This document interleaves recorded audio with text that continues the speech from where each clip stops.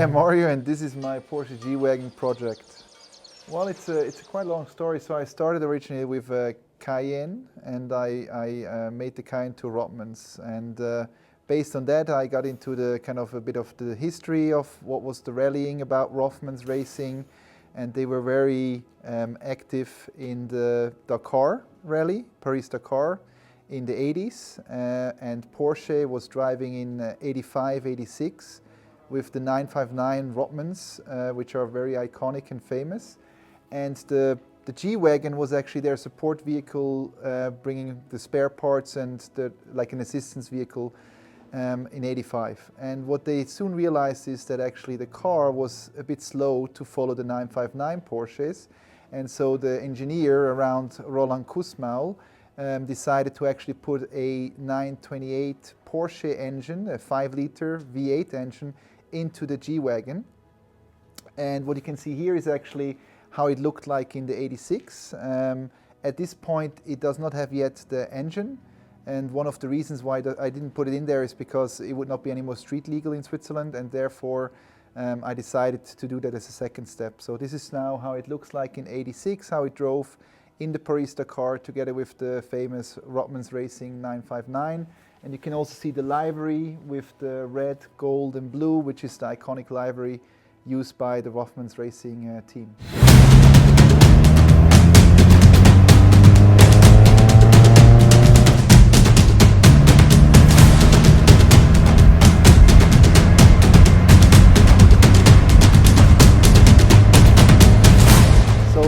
In order to make it really like the original, I had to actually go and see the original. And the original is in the Porsche Archives in Stuttgart. And unfortunately, only 4 to 5 years, they're actually displaying the car. So in order to get there, luckily last year, we had 40 years of G-Wagon with Mercedes. And so Porsche actually gave the car to the Mercedes Museum. And I was fortunate enough to go with my car actually to the Mercedes Museum and actually have a look at the car really in detail, measure everything. And so I was able to do the details that were not possible on the pictures. For example, like these covers here as a detail that was really difficult to see on the pictures. I was able to do some livery that was missing, some these details also inside of the car to make sure, because one of the things which for me is the most important if you do such a project is that it's authentic and that you know the history around it. And so one of the things that was possible to do was actually to meet Roland Kussmaul in Stuttgart. And I showed him the car, and he actually signed on the dashboard, which kind of shows that, you know, the appreciation of how detailed the project has come from where it was before, right? So it's kind of nice when you have Roland Kussmaul, the person that engineered the car, actually signing your dashboard.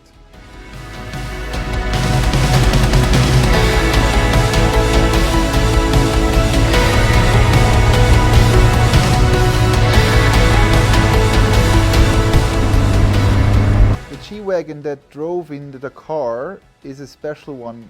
It's a 3-door long wheelbase. So what you can see is nowadays you find a lot of short wheelbase 3-door cars, but this one is actually a 3-door long wheelbase, and those are quite rare to find.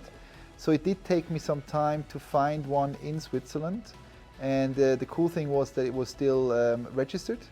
So I was able to modify the car and actually drive around it. So I didn't have to go through all the certifications before to make it drivable. But it's a 1990 long wheelbase 3-door, and originally the fun story is this car is actually from Bern, from the government of Bern. They were using it for street, it's like a worker car, and that was used in the service for the government of Bern in those days. Original color was actually orange, so we had to obviously do a lot of work on the car with the painting to get it to where it is now, with the different coloring that we have on it.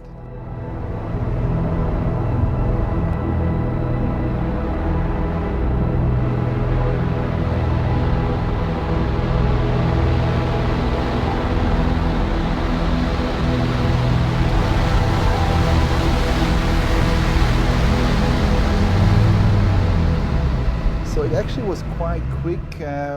I started about a year ago, and I started kind of doing it in phases. First I did kind of made the car all white, then took the blue, then started on the lines. So overall I would say it took me about 6 months. Most of the stuff I did myself. Some metal work I had a friend of mine help me. And also with the painting, I have a good friend of mine who he's an airbrusher, and together we did actually the spraying of the car.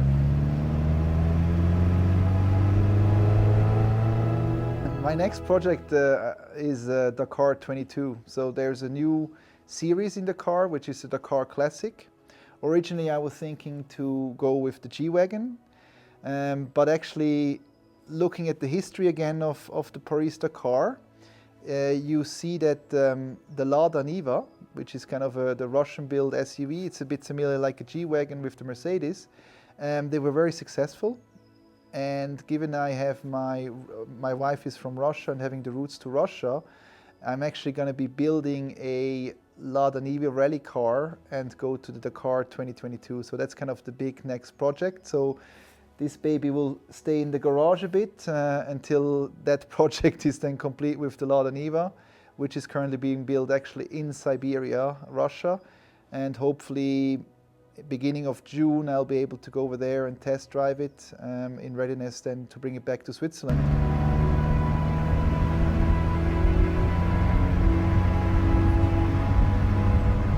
The cool thing is when you sit into the car is that, you know, the rally instruments, the details, just really being the same as the original.